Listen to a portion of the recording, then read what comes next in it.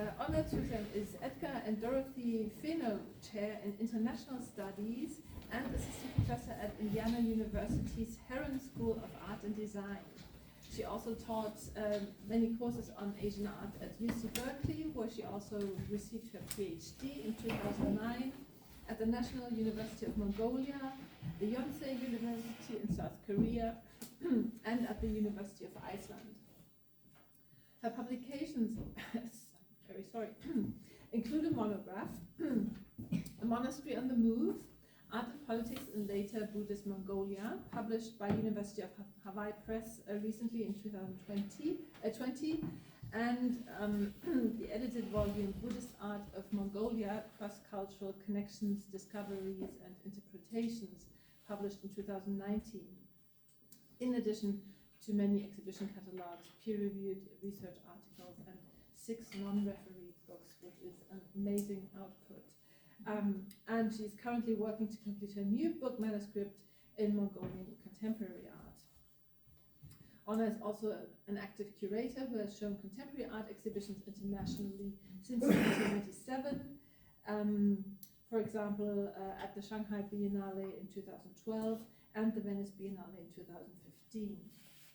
And for her long-standing service, she was awarded the honorary title of Cultural Envoy of Mongolia by the Ministry of Foreign Affairs of Mongolia in 2016. And among her many awards, I can only name the most recent here. She's currently the Indiana University Presidential Arts and Humanities Fellow in 2022-23.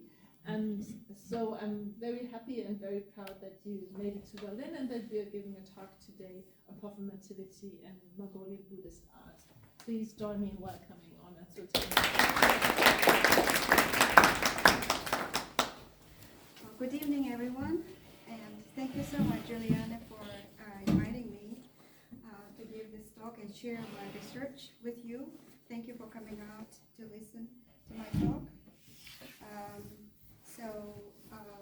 I recently published a book which you heard about, and it concentrates on this fellow, Zanabazar, who was an artist and Buddhist protagonist. And the image that you see here, a Buddhist image presenting him as a monk.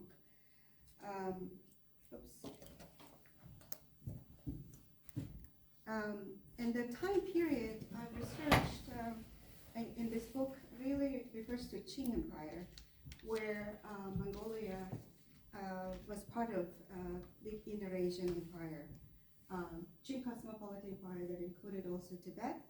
And so the political struggle between Dalai Lamas, Mongol Khans, and Qing emperors were certainly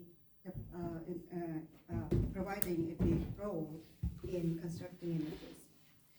So I call this a later Buddhist period, later Buddhist art and architecture in Mongolia. And Zanabazar, he was born in 1635, and at the time it was still pre-Qing period. In other words, his era began really before the Qing emperors took the power. And it's also before the Dalai Lama institution was built in 1642, when the 5th Dalai Lama proclaimed victory over his rivalries. And his main seat, the Dalai Lama main seat, the Potala Palace, was built in 1645. So again, it was after Zanabazar began his activities. So this is certainly later dissemination of Buddhism. And in 1639, when he was proclaimed as the most important spiritual teacher and spiritual ruler of the Mongols, there were Tibetan schools vying for power, among which Gelug political establishment under the Dalai Lama institution certainly became the winners.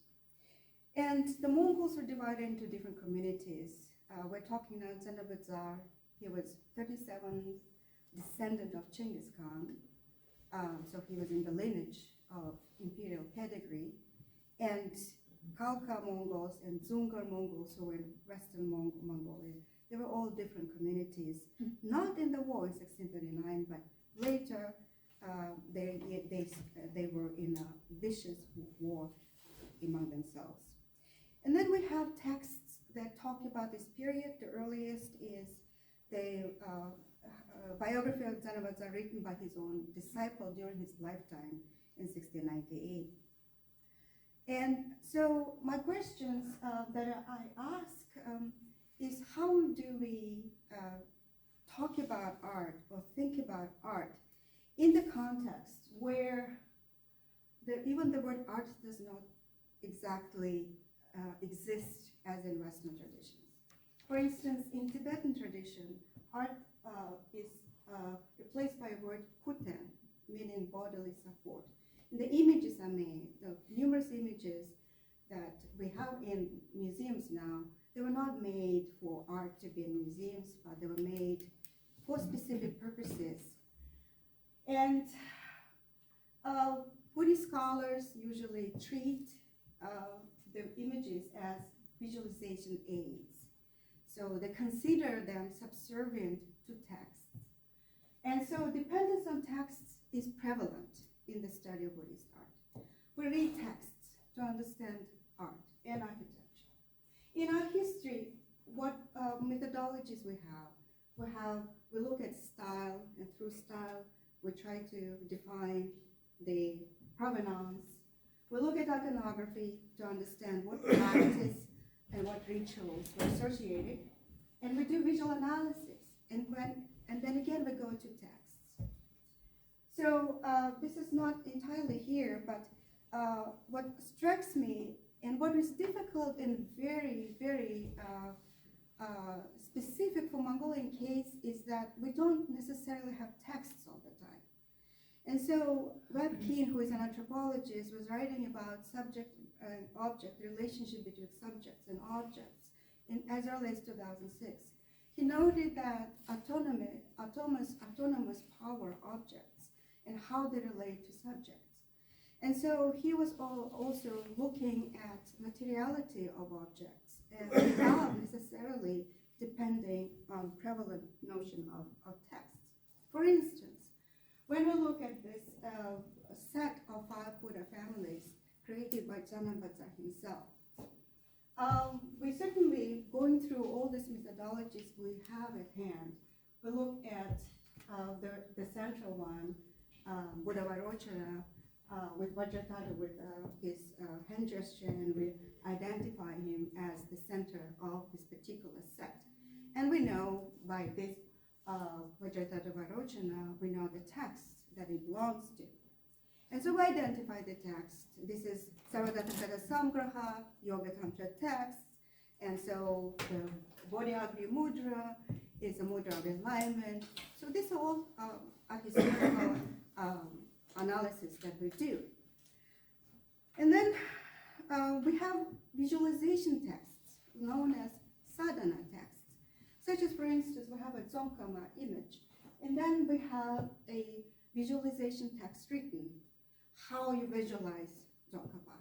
And we read that and we try to match it with image, and more often than not, the image and text do not match. And then we have then trouble to understand how we even understand the meaning of this image, because the texts do not match with, if this is a visualization aid, why not the text matching with the image? So this dependent on texts has been difficult in the study of Buddhist art, especially in Mongolia, in Tibet too, but also especially in Mongolia. And so you have near Keen's the entire book where he talks about how if we don't have texts, then these objects become unknowable to us, sort of irrelevant, and it's providing difficulties. So this is the material, abundance of material I have for writing my book, which was published late December 2020, copyright 2021, where I struggled to analyze these texts and understand about their protagonists, about the authors, about the artists, and about the architecture we have, and you will see very, very different specific architecture we have. So the material that you will see today coming from my work, but also I have another book coming out next year, which is called Imagination, Text, and Art in Mongolian Buddhist Rituals. It's a two-author book. First part is written by Professor Esna Wallace, and the second part is written by me, and you will see images and questions from this book as well. And so looking at this image, for instance, this is Tibetan Thangka tradition. So we have very rigid structure in Tibetan Thangka's tradition. We have a central figure, then we have teachers, and the main meditational deities on top. Then we have protectors on the bottom usually. So there's composition more like structured in Tibetan tradition. Then the style here, in 1995, art historians identified that this is a going to Qing, early Qing style, specific for summer retreat in Jehol or Chende, where Mongolian artists were also active. And the oral tradition describes this as the Zanabazar himself painted it, quote unquote. But this is certainly a later work. In my analysis, I suggested this actually was painted shortly after, around the time of passing of Zanabazar, around 1723. And we have stupas here. We have two stupas here, where certainly places this image into this very late period. So the questions around significance, ritual significance of this, the worship of the teacher is certainly part of Buddhism.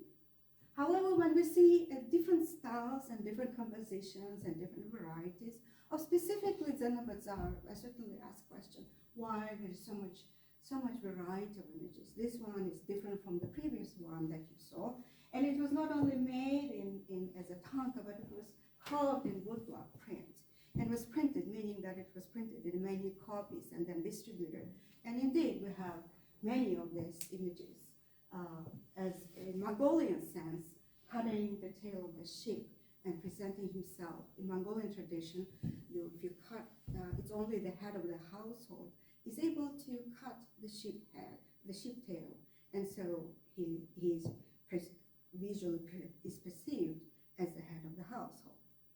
But then there's another imagery, portraiture of Zanabazar like this one, where he is depicted as a monk, but he is holding specific Vajrayana Buddhist objects, attributes such as Vajra and bell, in a specific hand gesture, which is placing him hierarchically among very high pantheon of deities. What is interesting, it becomes even more complicated when we find out that his portrait actually was not just a single isolated portrait, but it was a part of the set, where we are told we inherited these images without texts, without any captions, without archival documents, so there are no texts. But when we see this, we inherited them as this is Zanabazar and this is his mother. But then if we really look into this set, it raises a lot of interesting questions. And complexity is evident. And you don't need to be a practitioner to see this complexity in very interesting details. And when you see, for instance, this image, which is genderless rather, which has a monk robe over the head, and the monk robe over the head comes for bodhisattvas usually, as we historically see from frescoes, from paintings, from Donghua. This is a statue from Yuan Dynasty. So this is a bodhisattva depicted, which continuously becomes a part of the two images for Zanabazar. Here's in a jacket and from a Qing style. Here's another image of like a guanyin, like bodhisattva. So then we have Buddha and Bodhisattva in this case. Or here we have this tradition continues, right? And so it means, given this material presence of these objects, we cannot disregard them just because there are no texts. But the materiality and the presence of them suggests that it was very important for these people continuously creating sets of images, where in this case, this is a late one, around early 20th century, where we have the 8th Gyatso, and then he was married even, right? And he was very public about his marriage. And not only was he married, but he depicts his woman now alongside. And so in this case, the difference between them even brings even more subtleties, such as he is a monk here, doesn't have any attributes but prayer beads. She has a lot of attributes, and she has a lot of decor on her body, as well as Advaita stuff, which suggests that she is a Tantra practitioner, and he is a monastic. So here's a Sutra tradition, and here's a Tantra tradition. Again, it continues on and on.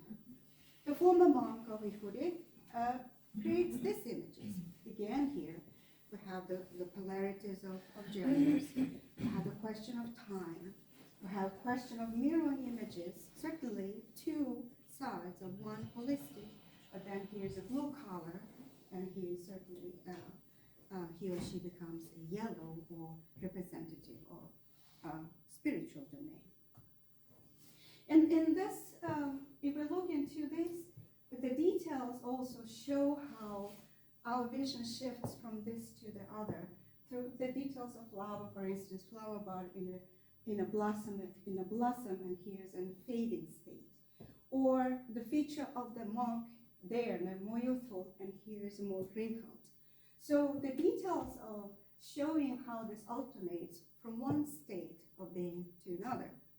And the age and those shifting alternations also suggest temporality, suggest the time changing, suggest questions about gender.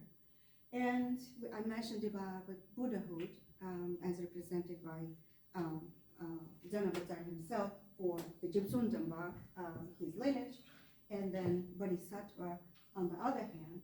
So it's alternative experiences, in other words. By reading this image, you're immersing yourself into this realm where alternative possibilities are there for you to emerge with the subject. So this constant, what comes across to me with looking with abundance of objects in Mongolia is that there was a constant engagement with material culture by the Mongols, whether it's Buddhist art or this nomadic heritage. But there's constantly engaging with objects throughout their life, and for reciprocal engagement. And there was a understanding, with or without Buddhism, about efficacy and magic power of these objects.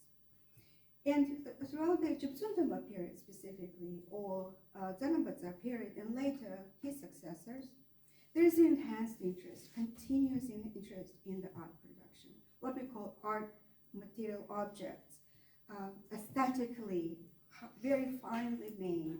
Much labor and much economics went into making these objects. The ritual significance of this, we determine certainly looking at texts, looking at their iconography, but also we understand that they have meaning and they have power beyond Buddhist teachings. And what in my writings and my research I'm interested to understand through these images is, I believe, was also the triggering force for making these images, is that the creative power, the creativity, the imagination for self-realization, for mediating worldly experiences. So objects as mediators of worldly experience, extending your experience beyond this worldly state, but emerging with the subject, and realizing ourselves through these material presences. So this idea of relationship between text and image is a continuous question for us, for art historians, and for scholars in Buddhism, because there's just abundance. Buddhism is a very visual culture itself. Wherever it finds its location, China, Tibet, or Japan, it's always very visual. But in specifically Mongolian case, I will show you how deviations or specific features triggers also questions about, with or without Buddhist tenets, how the subject and objects can relate and were invited to relate. And if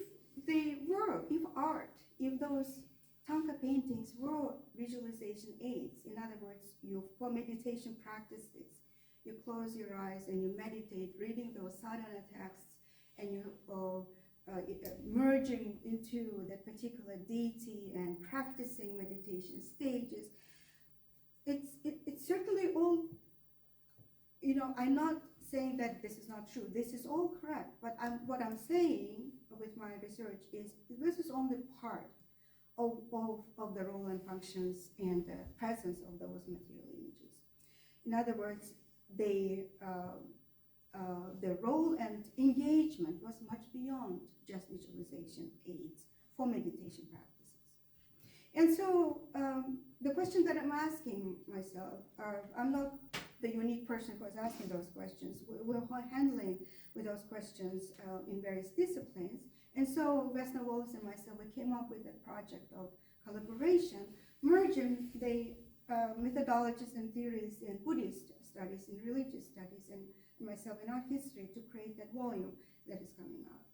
I myself am very triggered by Birgit Meyer, who is a scholar of Christian art actually, but her theoretical writing about the role of images in religious context and dependence on, and inseparable presence of images in religious context, which she calls as symbolic forms. And I'm also inspired by Michelle Wang, who is a scholar of Chinese Buddhist art, who wrote several articles and recently a book about special performance theories as performativity, as they sort of can be also another lens to look into relationship with and engagement with images. It becomes very interesting in Mongolian case to think about performativity because Zenobutzar's own writings, right? We look at text, so let's look at text.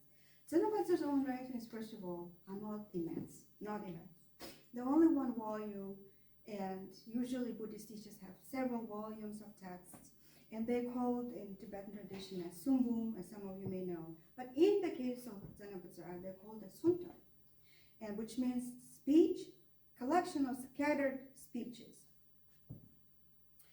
And then his art is very distinct. There was no much succession of his iconographies, of his styles, only for a certain short period. Also, another conundrum, which is incredible in Mongolia, is the vision of him and proclamation of him as reincarnation of Taranatha. Taranatha was not a Gelug person. Taranatha was a historian of Jonan school, which actually was purged and persecuted and destroyed by the Gelug, by the Dalai Lamas. Dalai Lamas refurbished the Jonan monasteries. And so not only he was proclaimed in 1639 as Taranatha reincarnation, as the first Gyatso, but there are no texts that tell us about Taranatha. However, there are material objects that constantly talk about Taranatha, such as this one. This surfaced in an auction house in Beijing, and when we see it, it's certainly Zenobutzar's work. But look at him, the two attributes as in the Vajrahumkara gesture. And this follows I suggest this is a Taranatha's portrait made by Zenobutzar because we have woodblock prints from Tibet of Taranatha, and where Taranatha is depicted as Vajrasattva or as Vajradhara, with Vajrahunkara gesture. And then we have a painting in Mongolian private collection where actually Taranatha is depicted with Hunkara gesture. So there was a continuous need for presenting the presence of Taranatha. And because it was under the Dalai Lamas with the Gelug power, the record, the texts tell us one thing, but material culture tells completely different story. And this is what is interesting. Not even comparison, but really taking this object as material, important material evidence is what I have been trying to do. And so, as you can see, this is in sculptural form, Taranatha, and this is a pictorial form of Taranatha. And so, throughout the 300 years of presence of Ihuri, the main seat of Gyatso, there was a serious engagement with Taranatha, which was not like in Tibet proper. In Tibet, they were persecuted, purged, and refurbished, and there were all efforts made to forget them and ignore them. But in Mongolia, there was constant presence, and it was beyond just homage, because Taranatha and the Gyatso were given the Gelug identity in the text. So there is argument. This is a very new preposition that I have given in my book, because textual scholars who read text, they will argue that Gelug presence was all over, right? And Zanavatsar was a Gelug devotee. But this material culture talks completely different story.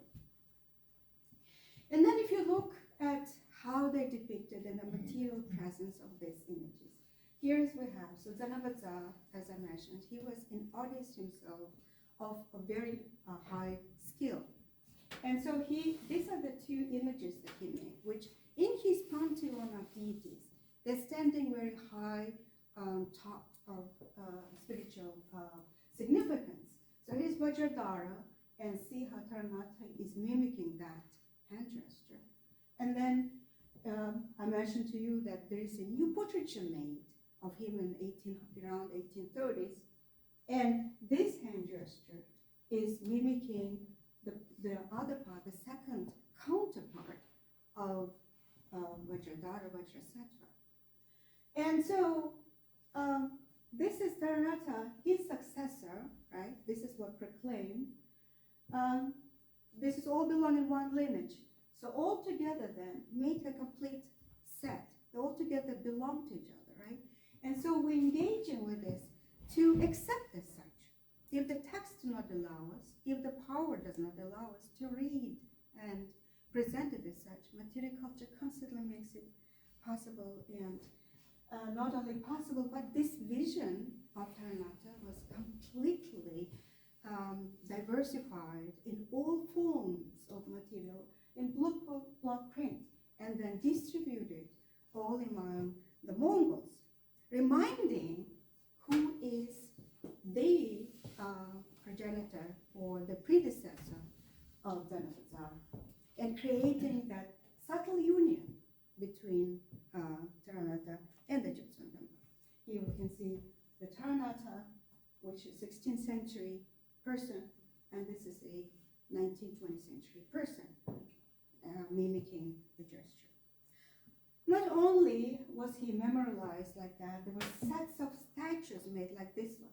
This is his actual portrait also in that monastery where, in Tibet, which was his monastery, Kunsthistorisches, but it was refurbished now to become a Gelug, to create its own Gelug identity.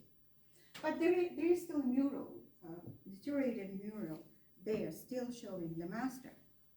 Not only this material objects were made, images were made, sculptures and paintings, big statues as you saw of Taranatha, but also there was a ritual performed throughout 300 years of Ihuri, which was known as the head worship of Taranatha.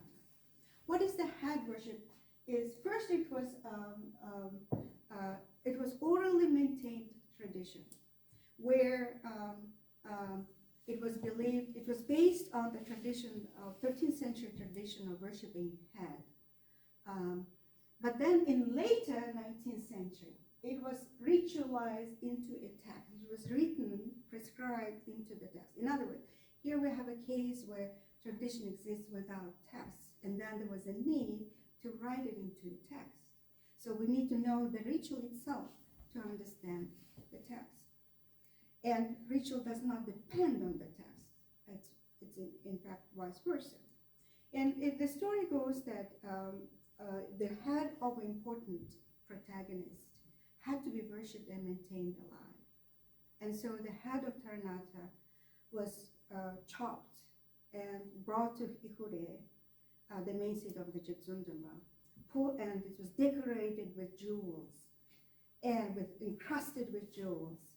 And when it was taken out of the statue, it was placed in his own statue.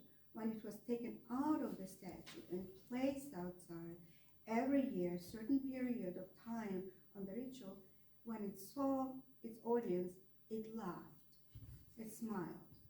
The same story we read in Mongol OtGO, the Secret History of Mongols in 1240. The same, very similar worship of a head of an important protagonist. When the head is brought and then it's open, then it not only it becomes alive, but engages with the audience through a smile, through a laugh, through a greeting. So this is the very live tradition that existed very recently, until very recently. And we're told, my own teacher who recently passed away, he remembers that this is the statue where that head was placed. And then it was taken out during specific rituals and shown to the audience for greetings. This is the text performance hybridity that, the case, I believe, that we can exemplify what Dwight Conquergood once mentioned, again, discouraging our complete dependence on text and encouraging us to look at materiality and the presence and the engagement with objects in his text. Now let's look at architecture, which is another very interesting case. So Zanabazar is a lay person, 1630s, right? And then he becomes active in late 1640s. So this monastery, we have a monastery. He was a 37th descendant of Genghis Khan. His great-great-grandfather, Abata Khan, built this Eduntu monastery, which is very, very heavily ruined, but still there are some temples still standing there. And there are two stupas that actually abodes of not divine people, but lay people. And looked architecture, Abata Khan brought craftsmen from Pugahato, from Inner Mongolia, to build this compound. But what Zanabazar built, very distinct and quite different. For instance, this one, right? So this is on top of a monastery, on top of a hill, with a dense forest that's leading to this monastery, nestled on top of a hill. And it is a meditation temple where, through meditation, he found his images. And then some of them are my photos. The previous one, recently received from my friend, he was able to see this because he was flying with helicopter above, because regularly we cannot see that. But the monastery, as we can reach today, contemporary people can reach, a set of small temples, but meditation caves throughout the site. And to reach it, you hike up at about an hour. And so the presence of this, an engagement with a physical engagement of your body, of corporeal hiking, going through that and coming to the top of the mountain, have this panoramic view in front of you, and sitting in meditation caves to engage all that, it's certainly extending your experience beyond, right? Whether you practitioner or not, it is a moment that it's not very, very easy to forget. And that experience we find only with this Mongolian case with Sanabaza. This is not a single case in Asia. We have other cases, such as in Korea, for instance. We have those places where you have to physically engage in to get to the point where you actually see a statue, right? This is part of Buddhism. But this is a performative act that architecture requires you to do, right? You have to engage yourself physically and breathe and puff and be tired or go through the forest to actually come to the moment of realization where there's the whole world is in front of you. And it's not the isolated case in Mongolia either. There is another one. There's another monastery which is right now happening archaeological excavations, and it's called Serdik Monastery. And you cannot reach it by jeep or by car. You can only reach by foot, on horse. That's the only two ways to reach this site. Again, it's a very, very dense area. Ruins just left. And long time they couldn't do any excavations because it's just very, very difficult to penetrate this terrain. And now, in the past 10 years, there's an archaeological team which comes either with helicopter or on horseback, as you saw, and then Dr. Chorn is leading that expedition, and they're restoring the entire area. But it's been known, but nobody was able to do any digging because it's just such a difficult area. And this is the site itself. They are heavily burnt by Dzungar Mongols in 1680s, late 1680s. But this is what the suggestion Cholong and his team is giving us, that this was a compound with 12 temples. According to him, they followed Tibetan architectural style, and they were amidst that forest area where nobody could really penetrate. And what is interesting also, there's a huge number of objects made. 3,000, over 3,000 of Buddha statues he found. As you'll see from this photograph, they were painted, and the Ola, as you can see, representing the 5 Buddha families that Sanampats are made also in bronze, but these were made in clay. And not only those 3,000 sculptures were made, but there were also big monumental images were made, which certainly did not survive, only in pieces, like this one. And the monastery was, in this case, was attacked and destroyed, burnt, and many ashes and burnt images, objects like this here testify to that. But they also found many clay images like this one, which again builds on a tradition, 13th century tradition. Clay sculpture is not completely new to Mongolians, because clay sculptures were also made in 14th century temple, which was a temple by Mongol emperors on the side of Karakorum, in a temple known as Tsogtiksum, but the Chinese sources were rated as Xingyongge. And it's ongoing excavation of this, still continuing, by German expedition actually. And they found the pillars, 64 pillars of the architecture. And this is a ground plan of, you can see that this was a ground plan or base of this architecture was square. And the orange marks the places where they found, again, very big number of images of sculptures, clay sculptures specifically, and the red dots mark where they found monumental sculptures. Architectural historian, Japanese Mongolian Raum is her name, suggests that this type of square architecture, we have measurements, we have inscriptions and measurements on this particular architecture, suggests that it was built based on pagoda, based on specific pagoda, according to Raum, which is a famous pagoda in East Asian art, Hwanyeonsa. And Hwanyeonsa was the tallest architecture in 7th century Korea, Silla Kingdom, which was destroyed by the Mongol forces in 12th century.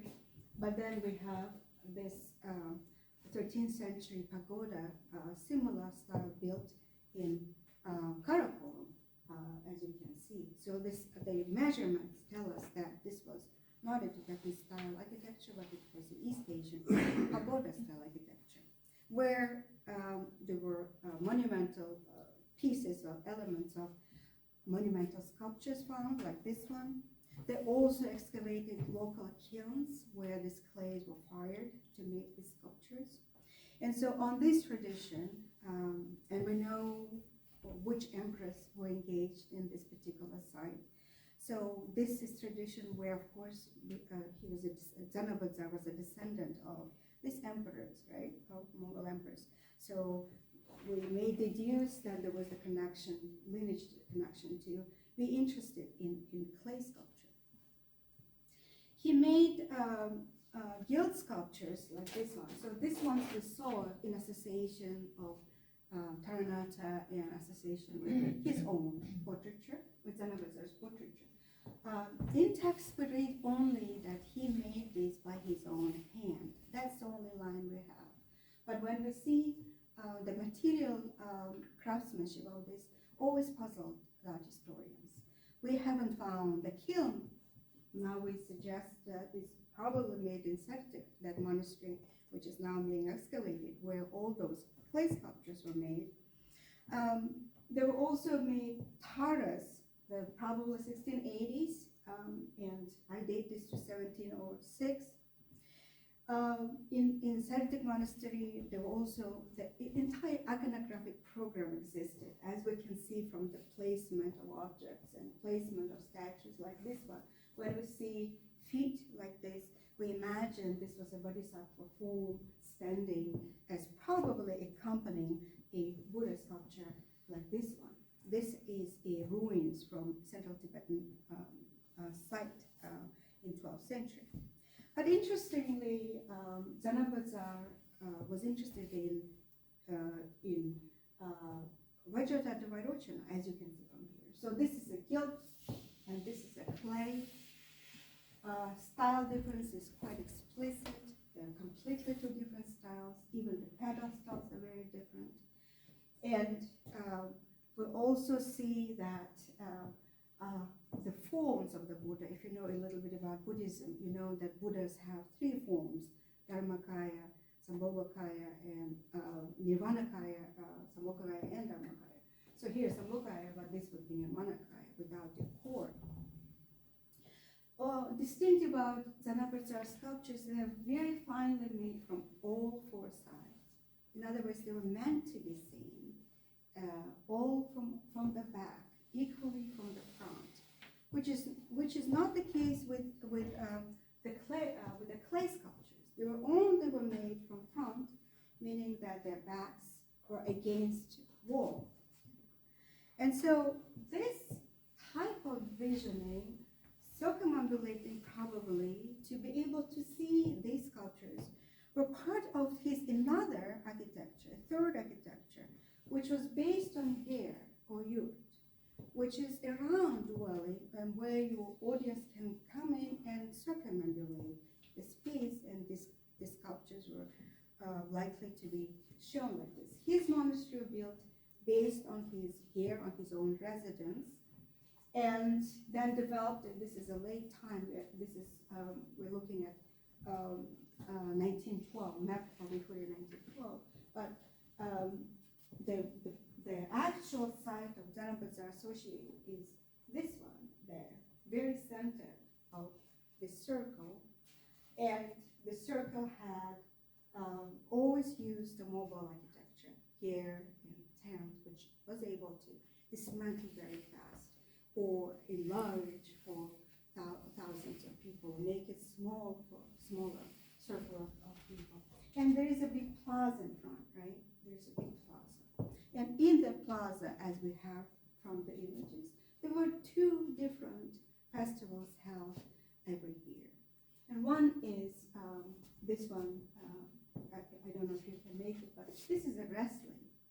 So wrestling is very popular with Mongols. So this is a wrestling, and that is a ritual for exorcism of evil spirits for community specifically known as Tsam. So we have these two, again, images, right? Two alternative experiences, which again continue in different paintings. We have several sets of this, again showing the seat of Zanabazar, either a profane, would you call it profane and sacred? Would you call it spiritual and secular? Would you call it political and spiritual? It's all these dualities that are encompassed, right, into one. And so we see the communities are gathered together for watching wrestling, but also they're here to watch and participate and also be part of exorcism ritual, reminding that there was these two dualities already giving us alternating experiences through portraiture, right? Where portraiture of those people who were sitting, right, in their cityscapes, we actually can see them seated right there in the center, both of them seated right there in the center, presiding over the festival.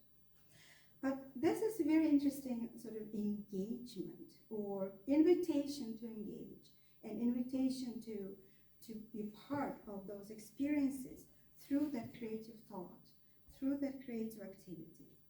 And last portion, I'll just talk about this last set of the paintings that belong to the Gyatso. They were made around his death, around 1924. And they're quite big, they're roll size, and they're in both Palace Museum right now. And I found out they are painters' names. They were close disciples of the Gyatso. And as you can see, they have two bilingual texts all over the body, as well as numerous scenes, right? They have text in front, they have texts in the back, and they have Tibetan language, but they also have Mongolian language inscriptions. And if you read the text, here's the vertical text, right? They all talk about the endowment of power, the initiation processes, and they show again the two, as we saw them, the two rulers sitting there. We have Zanabadza, they're on top of the residence. And then we see now Ihure, or the main seat, now represented as a mandala. And we have teachers, inscriptions, images. It's mind-blowing how much information, layers and layers of information. So these were seen publicly. This was shown publicly.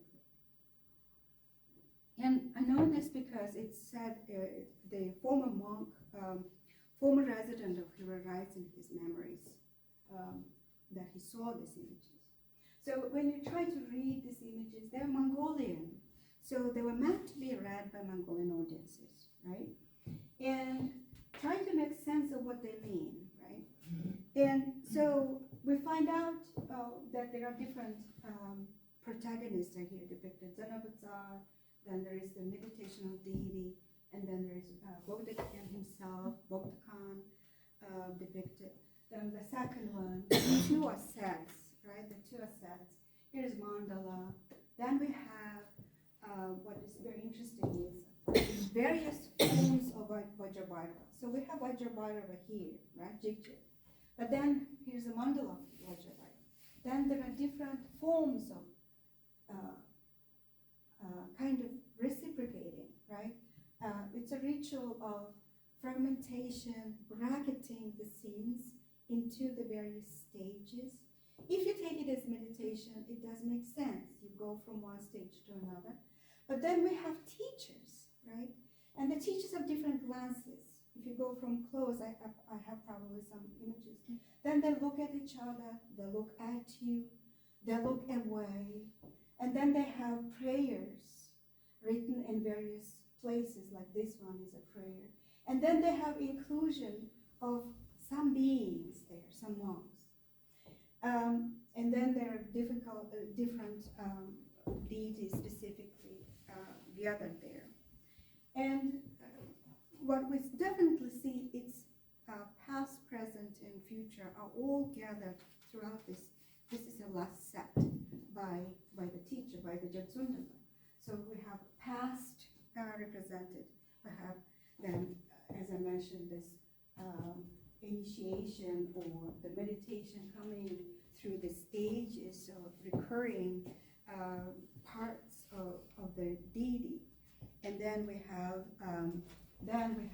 Vajrabhairava himself in the center, right? And then we have also on two sides, we have the line in eye in level of what is represented if you see the Vajrabhairava.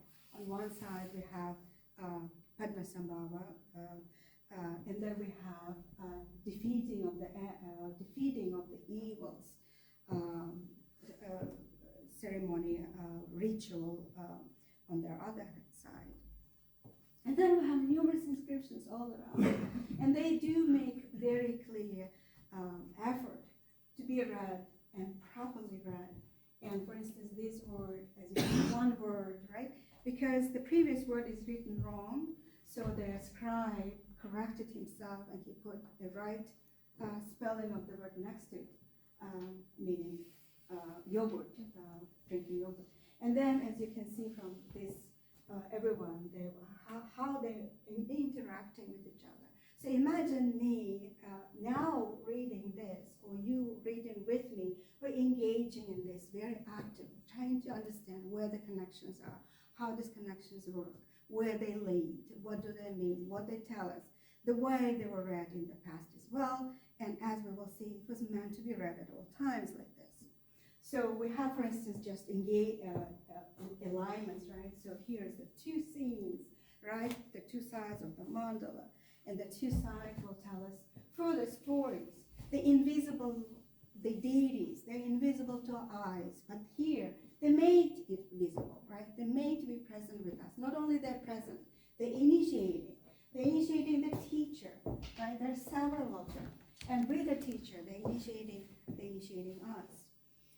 And then, what is interesting on here is, this is the very big form, right, of a teacher.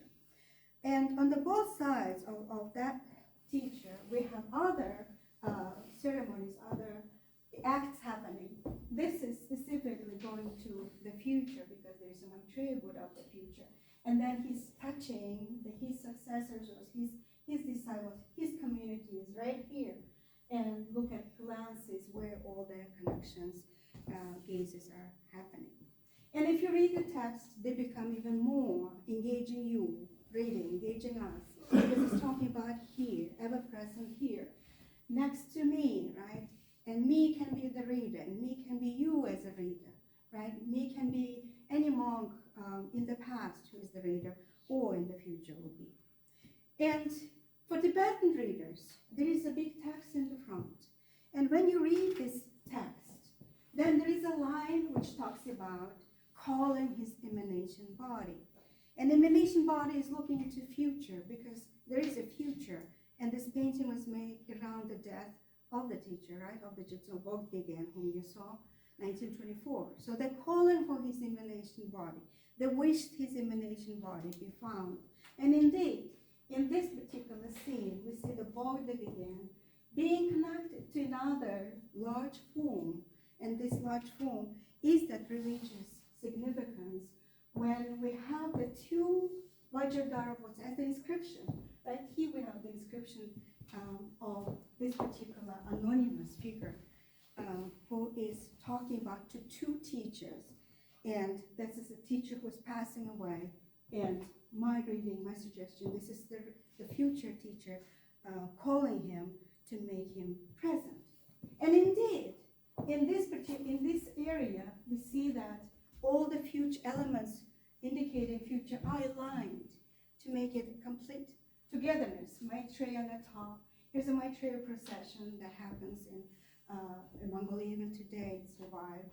And then here's his temple, which is empty, but they're expecting him to arrive, and his arrival will be imminent. They hope it will be imminent. So this is the future incarnation of the teacher. And then you read from the inscriptions, they're talking about saturating my body, right? It's very clearly stated by my, There are no names of these people here. There's no names of this community here. It's all community, it's all people. So we are becoming part of the community. We're becoming part of that engagement.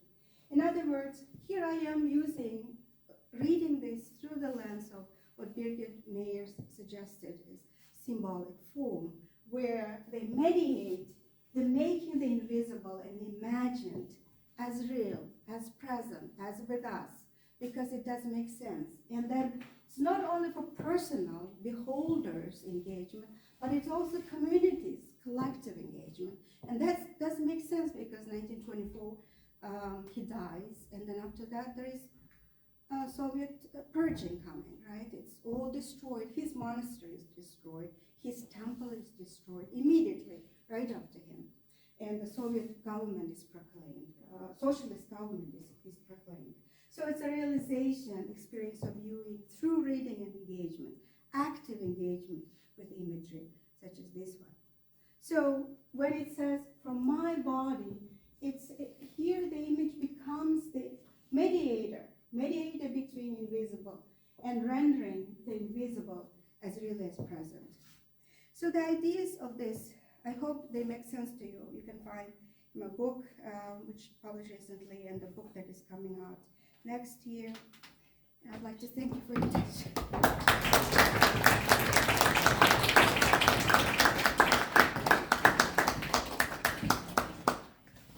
Yes, thank you so much, Orna, for this wonderful and complex talk that gave so many insights. And I'm very sorry for coughing all the time, and I feel very bad for interrupting and disturbing.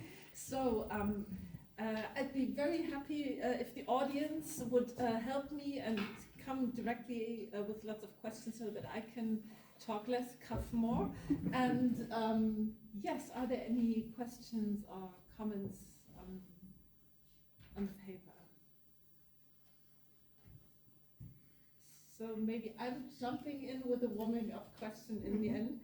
Just for this last two tankas, which are really fascinatingly complex, and what I found very intriguing is those kind of thought bubbles, or those streams of myths that seem to emanate and that kind of symbolize visions or inner visions or outer visions, but also it seems, I'm wondering if I understood correctly, that they also symbolize the becoming, yes, and so the realization through vision. So right, what is the relation between vision and, maybe the emanation and the process of becoming, yes. Yeah.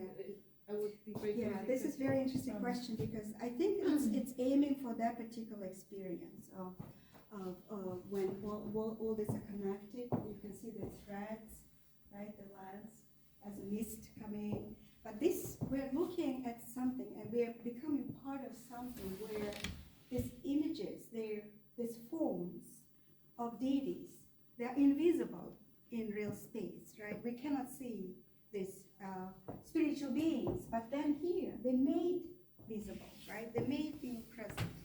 And so this process of becoming invites us to not only observe and kind of as a witnesses now. Here's Gyatso, and he's taking initiations from all this, and the initiations happen right there, it says, right? From this man or from this deity, it says those inscriptions. But we're not only becoming sort of witnesses, observing, but we're reading together. And by the fact of reading together, either it's in Mongolian language or in Tibetan language, we sort of, that process itself becomes relevant to us and inclusive of us. And that's the very interesting, I think, part of this particular painting. So is there a certain sequence or a narrative that can be, from where should we start reading these paintings, and where is the culmination in the central mandala? Yes, there is a sequence, and I describe it in, I did a lot of visual analysis in my book, where you start with past, we start with India, where The Gyatso goes with his father as he's a baby on the back of his father. He goes, I think I have that where he goes to bring the Dharma from India.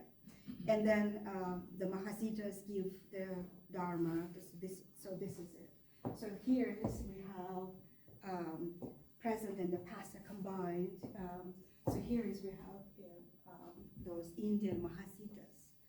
I don't know how many of you in religious studies or in Buddhist art, but Mahasiddhas are those supernatural human beings who possess, through meditation, they possess magic powers. They can fly, they can heal themselves. So Mahasiddhas are important for Buddhist practice. So they have the Mahasiddhas here present, and then we have the two Kalpa rulers here.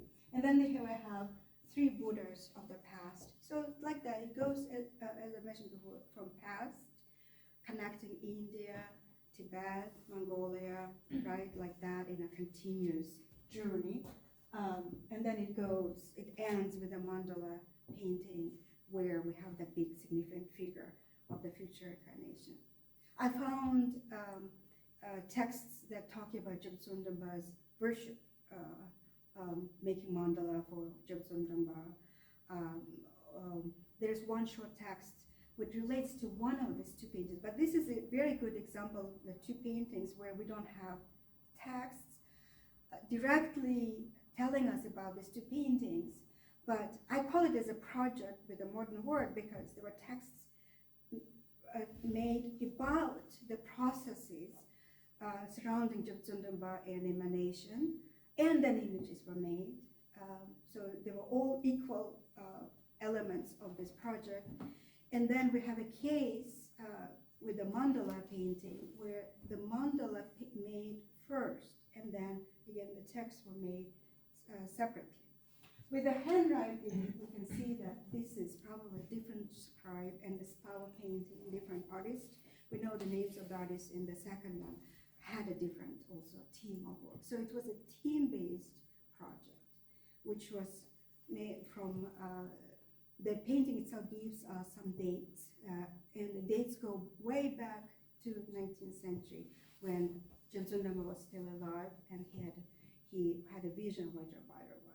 So he wanted to be worship coming to his disciples in the form of Vajrabhairava. So that's why the deity is particularly chosen through his vision. But none of this, except these two paintings, give us the list of deities that he had initiations or power from, the records of places, the records of particular connections. We don't have those texts except these images. Yeah, Hans, and then you. Yeah, thank you for this very rich talk and many topics. One, I have a very small question. What struck me was the site you showed with clay images of Buddhas that were excavated or are excavated recently. And talking about performative actions, are there also any signs of tsatsas found there? Mm-hmm. Could you talk a bit about that? Mm-hmm. Yeah. And were these Buddhas, what do you think, commissioned at once, or were they brought by pilgrims or? So the Sardik monastery, there were all those clay sculptures were found, similar size and height, right? So there were many also tsatsas made there. I'm showing only just a few images, but they found the entire consecration items. And among the consecration items, also very interesting, they found weapons. So 17th century Russian rifle they found as a part of the consecration items. And the similar 14th century site, which is excavated by a joint German-Mongolian expedition, they also found numerous tsatsas. Because the sculptures are not worked in the back, I haven't seen the sculptures themselves only to a limited extent. I saw the sculptures. They did show me, and I was able to touch on all that, but not that entire variety. My suggestion is that they were against war. In Tibet, we have walls where smaller statues were sitting together, right? It was an iconographic program. So there was an iconographic program of similar kind where the entire wall probably had those 3,000 Buddha families. And just like material itself makes it very different from the gilt bronzes, the size, the make, their form, one is near Montag, the other one is Montag. It also, the way they were situated and the way they invited the interaction were different. The gilt bronzes they're big, they're made, they're solid, so they will likely be the center. And the other Buddhas were likely to be on the walls, if not attached to the wall completely. So that's my current reading, my current suggestion. Follow-up question afterwards, please. Yeah, thanks for this great talk. I'm working on Tibetan maps and Tibetan cartography, so I was fascinated to see that Ikure was represented as a mandala, since in Tibetan cartography the mandala concept plays an important role. So I wondered, do you know other paintings or tankas with depictions of monasteries as mandala? And the second question would be, are there any monasteries that were built in the shape of a mandala in Mongolia, like Sanya in central Tibet? Right. So the Ikure itself was, as you can see, it was very round, right, like that. And this was the original. It was two circles. One is original, which associated with Zanabodza, and the left hand was Ganden Monastery, the Eastern Maitreya paradise, and it was on top of the hill, and it also another circle. In Mongolian case, it is hard to reference it with mandala, because we have this tradition of nomadic circles, and there are different types of monasteries built as hure, or the circle. The term itself suggests it's a surroundings, it's a circle. But there are also rectangular compounds fenced with stupas or in the Tibetan style architecture. And then there is also like that meditation temple on top of the hills. This is the earliest we have, the Tofung, but there are later ones also built on top of the hills, and they are not very even far away from Ulaanbaatar right now. So with mandala, with specifically mandala, this is the case which my reading is, this is a mandala, and this is Ikure. And why I'm reading is Ikure, because we see here palace, we see here Bokigin, and then his counterpart connected, and then we see here river, right? And so just the here river, and then we see that, and then we see here Maitreya procession, right? And all this suggests that the placement specifically is they would like to see happening here in Ikure. So they're calling the Jutsunda nation specifically in this location. And as we know from from various sources, all these monks were aware of the destruction coming, right? Jutsunda himself wrote texts talking about people in leather jackets coming, they will be smoking cigars, and they will be killing and destroying everything. He was writing about all this. So he knew that it's coming, and so I think this is that auspicious efficacy of making invisible present, that they wanted all this to be present. Among the inscriptions, by the way, on the back and front, they all often talk about Shambhala. Rebirth in the Shambhala with the teacher. Stay together, rejoice together with the teacher in the Shambhala. So they often talk about that as well. Ja, wolltest du noch? Okay. Yeah, Konakowski. So thank you so much on my part as well. I was very interested in a more broad question. So I was interested in this very beautiful gilded sculpture, and why actually, or in which kind of setting it would have had been shown, because you showed us that it was like very, very, ornamentally done by the very back and behind, and it was very, very interesting. So how can we imagine in what kind of setting this would be set to be visualized for others?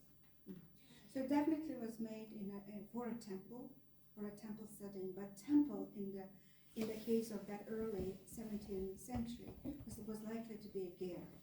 It was a gear-based architecture. And so the viewer, when it comes and goes around the statue, was able to engage from all the directions.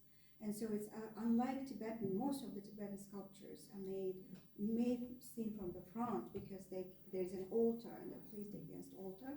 In Mongolia, especially with Zanabataris, they're made from the back as well as from the front because there was a circumambulation and they were meant to be seen and engaged from all sides. Oh, that's very interesting because I only thought of circumambulation in the context of like a cave sculpture, of like a cave structure, I'm sorry. So this is very interesting. Another thing I wanted to know is about like suggestive temporality. I think this concept is very striking in the context of like, can we imagine it in the context of a device for like constructing narrative into some kind of mandala or something else? Is it something like that? Oh, definitely. Narrative is what's striking is that you build the narrative by reading and engaging at the level of your own capacity, at the level of your own creativity. And then the more you read, the more you make. This is very astonishing how much you can engage, even those sculptures. And they're very immersive. Today we're talking about virtuality is immersive, but actually even two-dimensional images, the sculptures, they give that options. And that's why the lens of performativity is interesting for me, because it allows us to think about creativity as part of these processes. And so the narratives can be the level of my own reading at this point, but tomorrow somebody else reads it and creates a different story. All these narratives are very, very important. And these images are inviting us to be engaged in creating those narratives. All these little scenes, they're full of energies, they're full of dynamics. In the sculptures that you mentioned, the gilt sculptures, they'll have all those little elements of relief patterns on the body or on the textile, transparency or translucency of the scarf that is around the head, around their arm, or the jewelry and the patterns on the body, and so on and so on. One can go on and on. And all this is they're inviting you to be part of that. And that, I think, that was a very important part of the making art. Beyond, of course, Buddhist rituals has significance. Nobody denies it. But there was also the part of creativity that also played very much driving force for these images.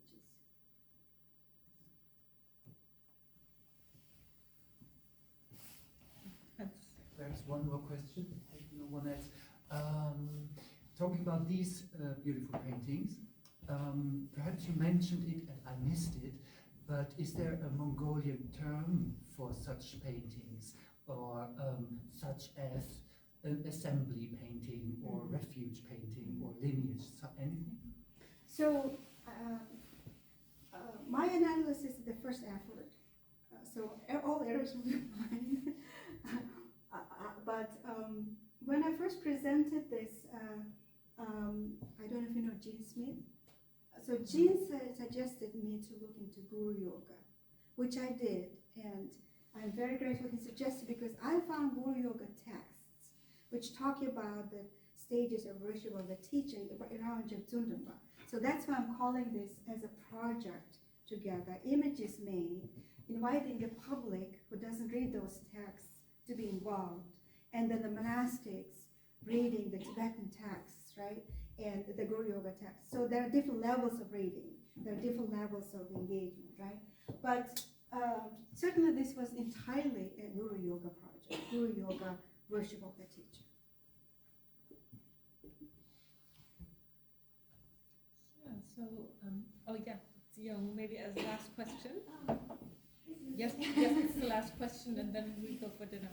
Yeah, I decided. maybe it's a question a bit out of the context of your topic today, but I actually read your article on Sana Bazar's art, and yeah, and in this text you kind of read his Sana Bazar's 8 stupas in Ikire, Yeah, right? I pronounced it yeah. properly, kind of as a political project, so to say, to legitimize the governance also. Yeah, in that context, but in the article you didn't introduce the connection between Hongyeongsa pagoda and the pagodas in Ikure, and I'm very, it sounds really intriguing to me because I don't know so maybe can you elaborate a little bit more, because for me Hongyeongsa pagoda, like it has such, very apparently also the very mythicized kind of background story of Hongyeongsa temple's construction, which was still well known to the people during the Goryeo period as well. So actually, could it be for the Mongolian construction? It was known to the. So that connection with Hongyeongsa is Bao Muping, architecture historian. He's based in Japan, in Tokyo. So she wrote that. She made that connection, and in her article, she also mentions Northern Way pagodas. So all go back to Northern Way style, right? Yeah. But the interesting of that verticality of that architecture is striking, because it goes to Northern Way in China, Northern China, then Hongyeongsa, and then if you notice from reconstruction, they also have the three buildings, and then there is Hongyeongsa, right?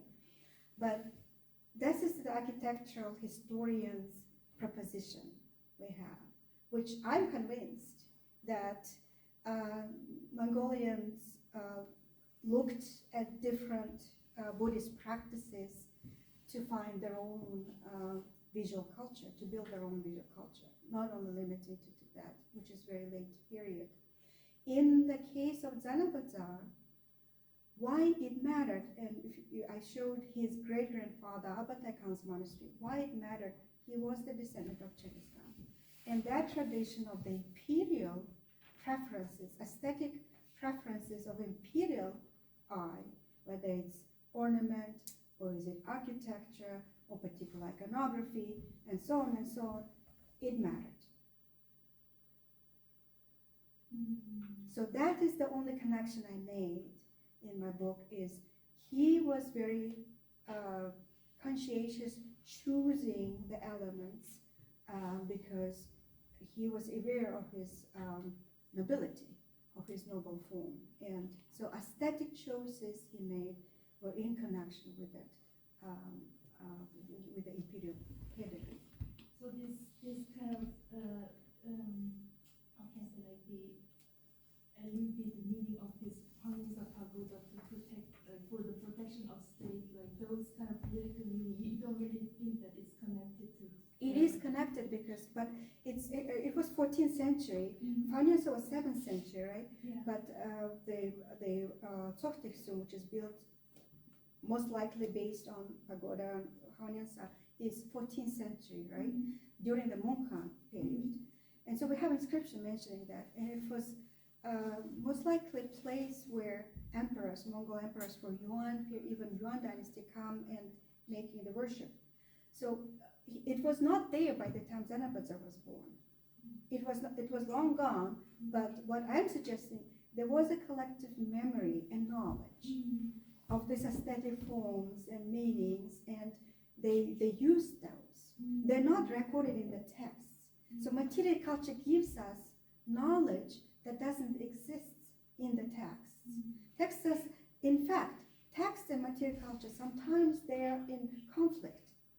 So that's why it's very difficult in Mongolian case just to read text and then make sense, because Mongolians had a lot of history before Buddhism and a lot of nomadic heritage with all the objects. And so one needs to read different sources, especially with material culture, to bring them into a possible understanding. I forgot to thank you. Thank you so much. It was really interesting. Yeah, so, two more questions. Are you willing to take two more questions? Those are really the final questions, okay? Yeah, Sorry, just one short question. can be long too. Maybe I also missed it. Could you tell me where is the Topung heat or Datsung situated in which island? Orhanga, Okay. it's not very far from Erdentu. So it's actually the area where Zambatsa was born. Yep. Okay. Yeah, it was, yeah. Yeah. It is Thank a you. small, but very, if you go to Mongolia, do go. You need to hike an Yeah, hour. which sum is it? I don't know the song. Top, I don't know the song, but it's very- Batultsi. But it's not very far away, and you stop in the foot of the mountain, and then you go either on horse or Yeah. foot hiking to the top. Thank you. Just also a follow-up question that you raised up, as you also you keep talking about that there is no such textual sources that we can look for, but what kind of reason that this kind of thing is very significant in material culture, but why there are no presence in textual? The whole book is I'm discussing that to convince the reader that material culture is very important evidence and primary source in itself, which we cannot disregard. Right now, there is a prevalence of texts. If there is no texts, Mongolians are known as barbarians, and or Mongolians are said of being placed into the Himalayan art galleries. But there's much more complexity, and there's always material culture in Mongolia. And just because there are no texts, we cannot disregard those objects. And so that's why I'm inviting and I'm discussing these objects, looking into the oral traditions, into those rituals that existed and now they're made into the textual form. I'm looking into the material evidences of clay, of gilt bronze, of felt, of map, of painting, all kinds, because they're so much abundant. I'm arguing that they are evidence for us. Similar, sometimes even more important than textual form. Text is a part of us to read and understand, but there is also another body of materials that gives us more additional knowledge. Thank you so much. Thank you so much.